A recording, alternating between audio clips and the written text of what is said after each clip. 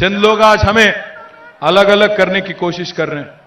आज कुछ लोग हैदराबाद को अमन और भाईचारे के साथ देखना नहीं चाहते हैं, अलग अलग करके मजहब के नाम पे सियासत करना चाह रहे हैं। हम तमाम जितने भी यहां पे भाई है, चाहे वो हिंदू हो, मुसलमान हो, ईसाई हो, सिख हो, जो भी मजहब के हो, चाहे जैन हो, बुद्धिस्ट हो, जो भी हो, मैं आप तमाम लोगों से एक ही गुजारिश करता हूं, एक ही विनती करता हूं।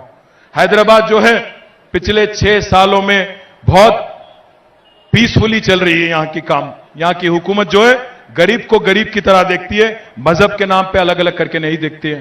आप तमाम लोगों से मेरी गुजारिश है, चाहे वो केसीआर किट हो, कल्याण लक्ष्मी हो, शादी मुबारक हो, हर वो फायदा एक गरीब को मिलना चाहिए, आपको मिल रहा है। मजहब के नाम पे अलग अलग करके आपको बंटवारा करके नहीं दिख रहा है।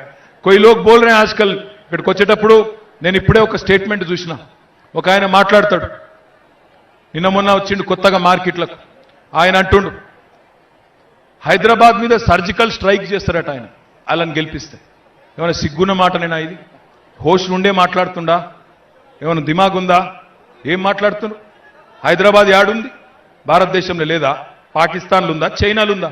దీని మీద సర్జికల్ స్ట్రైక్ చేస్తానని మాట్లాడుతున్నారు. ఇగో ఇసొంటోళ్ళని చూసుకుంటే కొంప కొల్లేరైతుంది. కాబట్టి దయచేసి మిమ్మల్ని కోరేది आप तमाम लोगों से मेरी गुजारिश है, एक केसीआर साहब ही ऐसे लीडर है जो एक ही चीज में विश्वास रखते हैं। कभी मखदूम मोइनुद्दीन ने कहा था, हयात लेके चलो, कायनात लेके चलो, चले ते चलो, सारे जमाने को साथ लेके चलो। केसीआर साहब ऐसे लीडर है।